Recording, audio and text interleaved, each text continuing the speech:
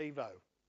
Whether it be STC, whether it be cable, whether it be drop, we make these awnings 5 metres wide and up to 4 metre drop. Now these are awnings that are beautiful contemporary straight drop awnings that are ideal for those outdoor alfresco areas. Sure, they can be used over windows and balconies, but they really come into their own in that alfresco environment, which is where the STC probably finds itself most of the time. So we've got various control options. We do more and more and more motorized Evos, but obviously the standard product out of your price grid and your price list comes with a crank as standard. And we're going to fit a crank operated STC shortly, and you'll see that winding handle crank assembly. But there's many motorization options. You have obviously Somfy options for motorization. You have a Logia motor in Somfy, which is designed to be used with locking bolts. And you'd select that motor if you're using locking bolts and you want to sell a Somfy motor. That is a torque cutoff motor. Merger, which is your low cost motor through Hunter Douglas, now have a PowerView motor option as well. That's great because you can then operate it with the PowerView Pebble and the remote and have the ability to link it in with the hub and with the app. But probably more exciting and probably more popular, certainly in recent months, was the addition of our solar motor option. That comes with a solar powered motor with a solar panel, a battery, the older style, what we call the banana remote. And that's something an installer can go out, assemble the product, fit the battery, the panel, and he can do it all on site without the need of an electrician. So that's become an extremely popular option, that solar panel. So as I said, 5 metre width, 4 metre drop. There are some limitations depending on fabrics and operating system, but we can do very, very big awnings with this Evo. Fabrics. Standard fabric for us on an Evo is our Everscreen fabric. We've recently just moved to tie to weave Everscreen fabrics. The previous range was a 10% open fabric. The market called for tie to weave, for better privacy and better UV and glare protection. So we moved to a 5%, and then in the really 5 popular colours, we added a 1%. So you have the ability to block out almost all of the light, all of the glare, and all of the UV with one of these 1% open fabrics. Now you can put canvas and you can put acrylic on the Evo STC awnings as well. We find that the screen fabric is by far the most popular. You can do quite large areas without seeing any visible joins. We introduced new standard colours for componentry. Evo always came that standard silver pearl colour, and if you wanted to powder coat, you selected a Dulux standard powder coat colour, and then there was a surcharge to powder coat the componentry. But now you've got an additional 4 off-the-shelf standard colours that match in beautifully with our new screen colours and obviously match really well with some of the on-trend ColourBond colours. So you have the Mombasa, which is your black, your night sky. You have your Thundercloud, which is your charcoal grey.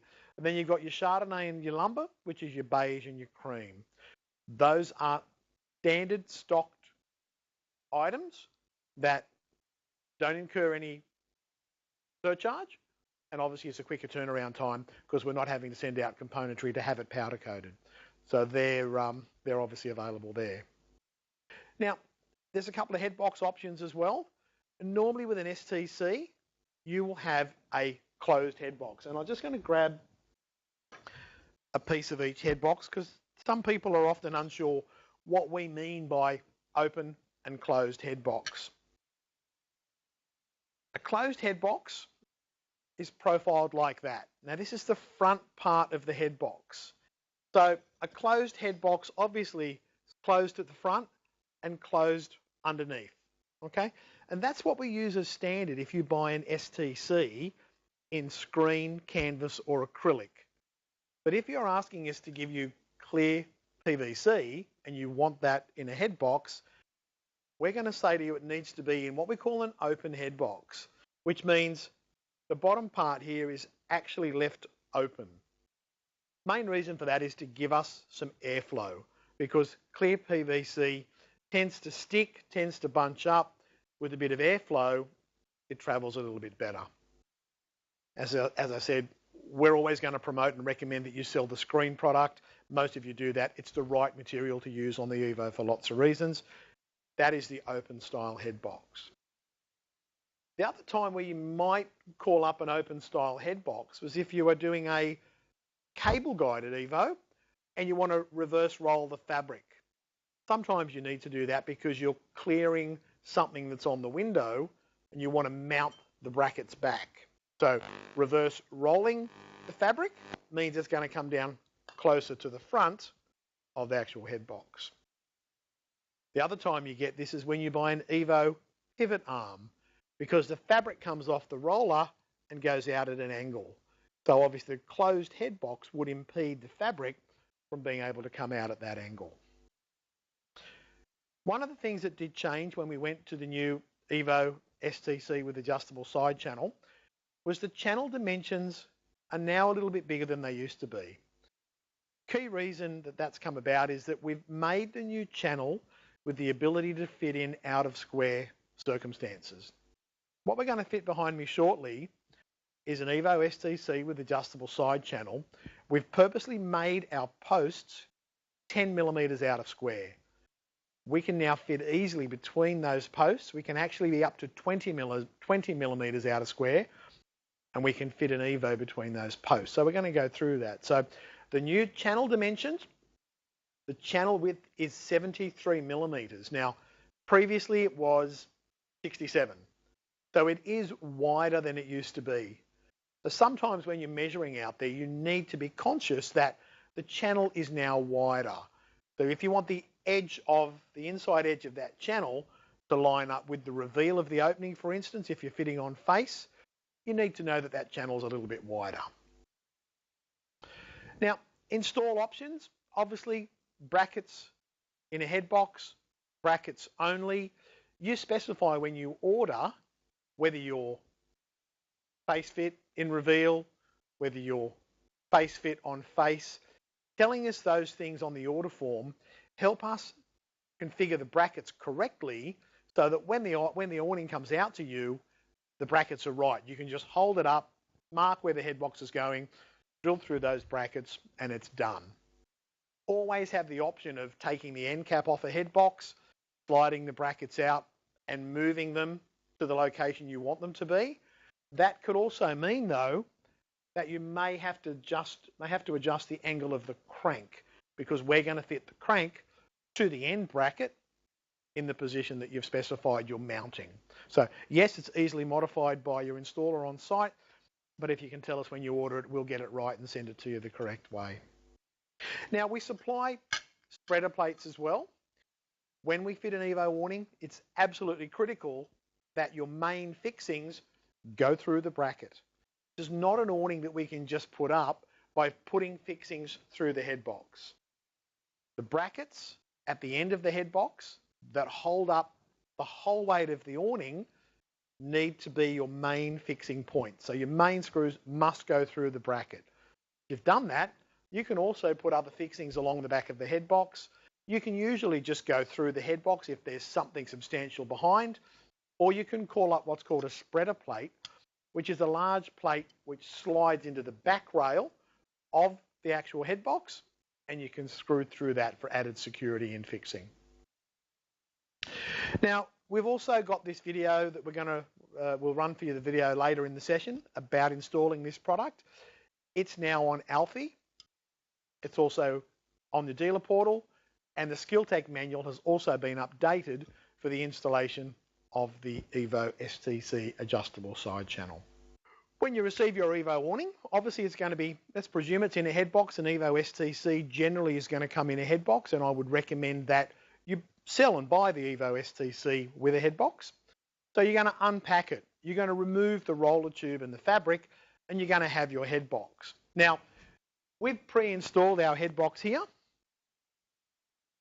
So we've unpacked it, we've held it up, we've marked where we want the head box to be. As I said, we have fitted between posts in this circumstance because we want to show you how the Evo STC with adjustable side channel works. So we've mounted through the bracket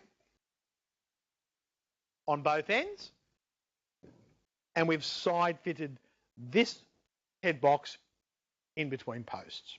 So we'd pre-drill the head box. Now we supply all the fixings and fixtures for putting the awning together, but we don't supply the screws that you need to use to fix the awning to your timber, your brickwork, your concrete, your steel structure. Those are screws and fittings you'll need to supply at your end, and there is a list of the recommended fixings in the SkillTech manual. The next thing we're going to do is fit the side channels. Now, we know this is 10mm outer square. We're just going to fit the side channel to the posts, knowing they're out of square. I have already fitted my side channel on the right. I'll just quickly put up the side channel on the left.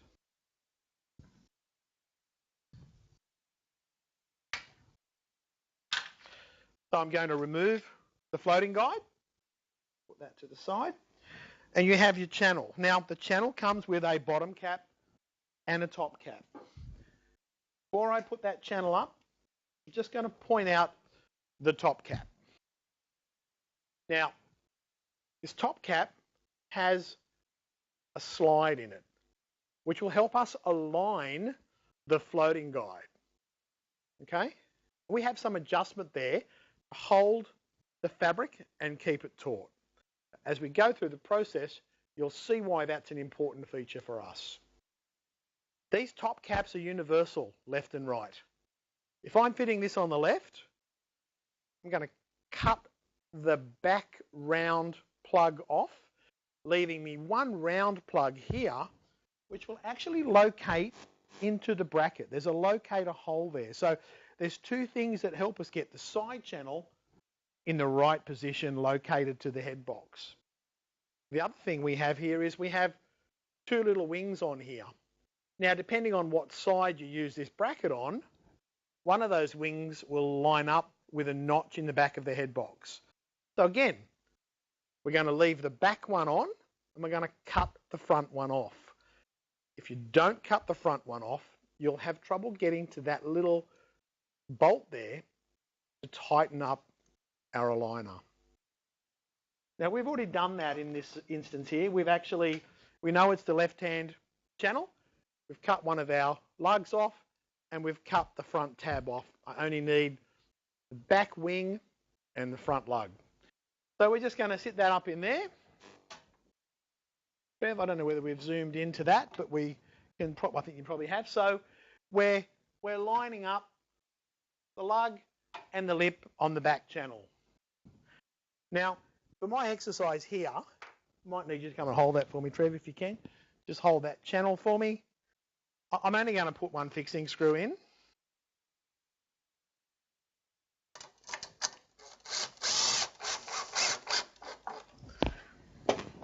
So we've got our side channel fixed there. We're fixing it every 580 to 600 millimetre increments. You'll notice here we've got notches. So this channel comes pre-punched with notches every 580 millimetres. So we're saying at every 600 or every 580 millimetre interval, that's where we want a fixing point into your substrate. So if I was face fitting, I've got a pre-punched pilot hole for my screw, and I've got a notch which will help me secure the floating guide, which we'll get to shortly. But if I'm reveal fitting, I'm actually going to pre-drill my channel to suit the fixings that I'm using. So we pre-drill the channel, we come along, we use our fixings, we go into our timber, our brick, whatever we need to go into. So we've got that fitted securely there, okay? The next thing we're going to do is grab our roller tube of fabric and fit that up into the awning. Trev will grab that. This is a small awning. We always find the smaller awnings are harder to slide in. So this one's been up and down a couple of times. Hopefully will play nicely for us. Slide in. Now, the idle end pin is something, just be mindful of that. The last thing you want to do with that idle end pin is have it fall inside the roller tube. It has a little black O-ring on it, and that O-ring is designed to sit around the shallow little ridge of that idle pin. And the deeper ridge is what will lock in to our bracket.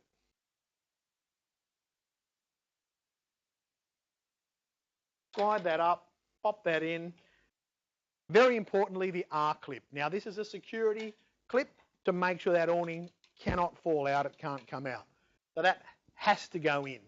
Before we're going to do anything with this awning, rolling it up, rolling it down, put the R-clip in to keep it in a secure location. Goes in really easily. So the R-clip's in place. So awning's up here now, guys.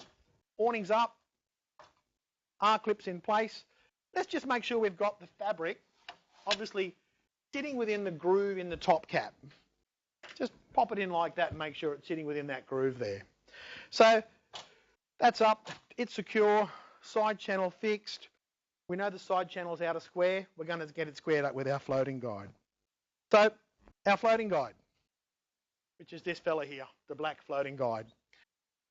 When you get the awning, might want to zoom in for this bit, Trev. Okay. On the bottom of your skin, you're going to see, obviously, the zip on the edge of the skin, but you're going to see a tail here. Now, that tail is there for a reason. It's what you use to help guide the zip down into the floating guide. Don't cut it off. You need it to stay there. So that just gets fed down through the zip. Really easy when I hold it correctly. Come here. So I put that through there. I'm then sliding the floating guide up. Now, I want the floating guide, the top of it, to lock into my aligner at the top, which slides. So I can slide that aligner, line it up, and, sorry if my head's in the way for a split second there, get that onto that top cap aligner. Pop the floating guide in and just let it sit there at the bottom. Just going to put the other one in as well.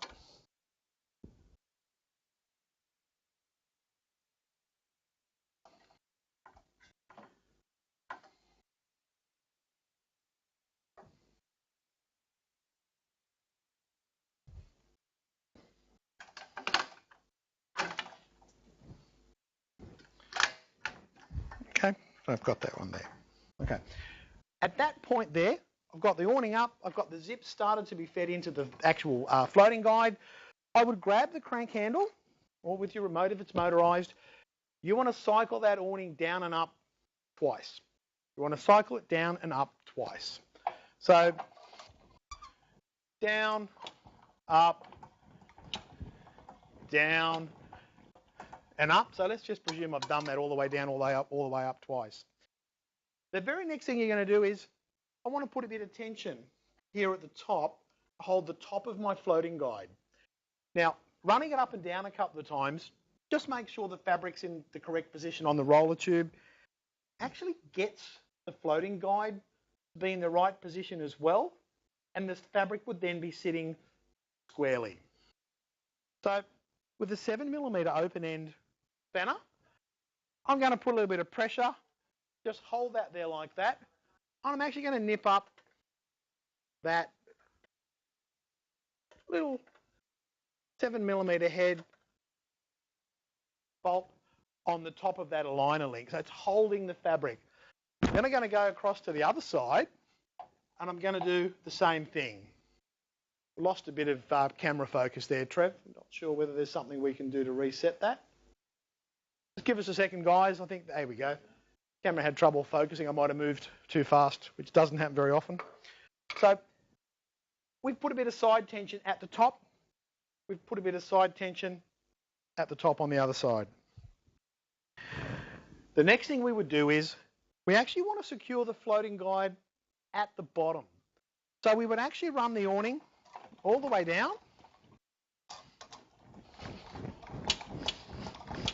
Now when we put the fixings into the floating guide, we actually want the base rail to be in line with where we're putting that fixing. So you can see we've got the notch at the bottom here, we've got a notch halfway up. So the recommendation is fixing in the floating guide at the bottom and at roughly the halfway point, depending on where the notching ends up being. So down the bottom, we would drill a hole through the floating guide. In the midway point, we drill a hole through the floating guide. Now we use a 2.5mm drill, and we actually drill through the floating guide and also into the first part of the backing plate.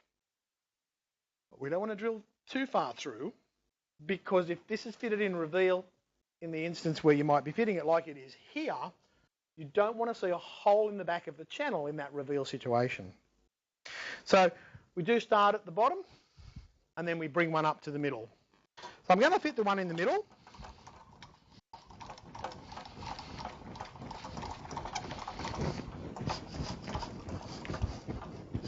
Now we are going to play the installation video for this after the session. You can watch how we do it there as well. So I want to put one here. So we supply, 2 seconds, I just have the... We supply the specific screw that you need to use for this. It's exactly the right length to make sure we're going to go through the floating guide and through the first plate of the back channel, but not long enough to go all the way through it. So I've drilled a 2.5mm hole through the floating guide. With that drill, I've also drilled into the back plate. Then I get a 4mm drill, and I just open up that hole in the floating guide only to 4mm without drilling into the backing plate. I need the backing plate to maintain that 2.5mm hole, so the screw, when I put it in, will actually bite into it and hold. I'm just going to put one of the screws in place.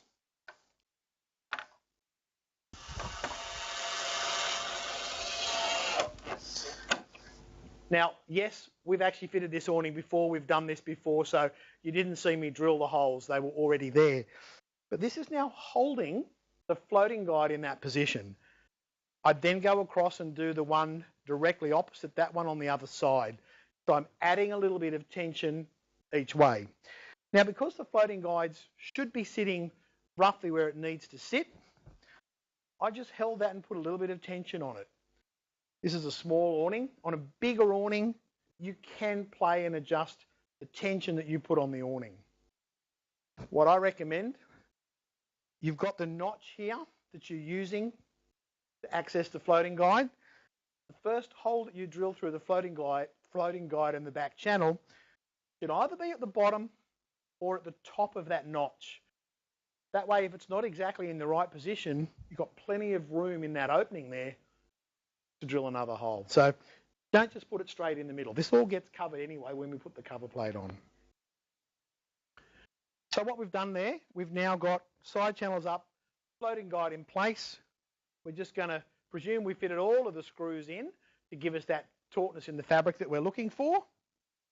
Really, all that's left to do now is actually fit the cover plate. Now, cover plate now is a slide-on arrangement. It's not clip-on, clip-off. It's a slide-on, and it's very solid fixing. It's held in with a couple of little screws that go into the side, which lock into lugs on the top and bottom cap. This slides on, and then actually very secure. So usually it's helpful to start with the awning all the way up. So I'm just going to put this awning all the way up.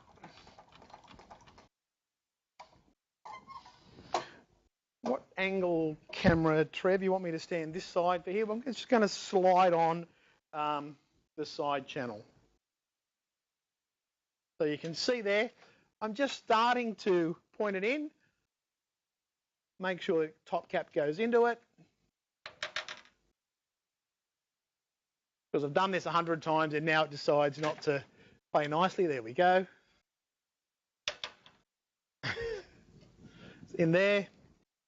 And I'm going to slide on that floating guide. And I have to just do it all the way down, slide. So that is fairly easy to slide on, fairly easy to slide off. Now, just to hold that slide on cover in place, I'm going to put a little screw at the top and a little screw at the bottom.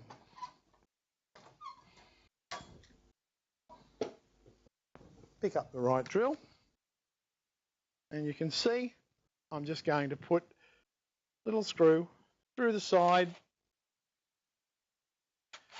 just locates into a lug that's part of that top cap. So now the side channel can't come off the head box. This is reveal fit, but it's only partial reveal fit. So you can see the head box is sticking out.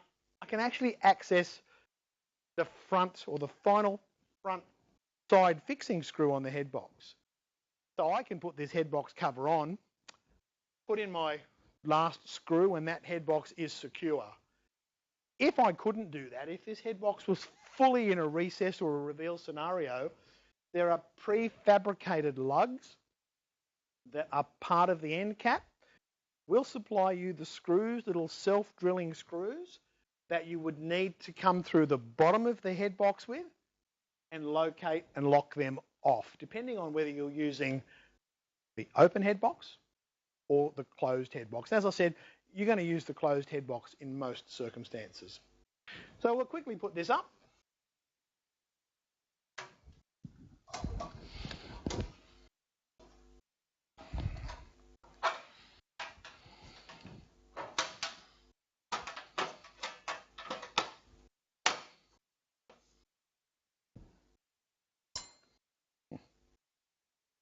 Just pop in one of the screws just for...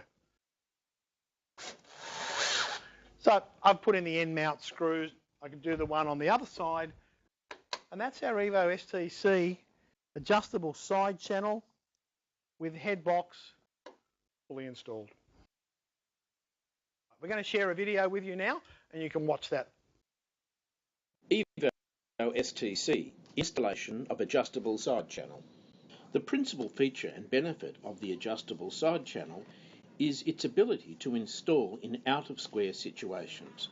The adjustable side channel provides an out-of-square tolerance of 20 millimetres, 10 millimetres each side. It is still essential that you install the head box level. Then install the side channels in line with the existing post or wall. There is no longer the need to pack out the channel to be square.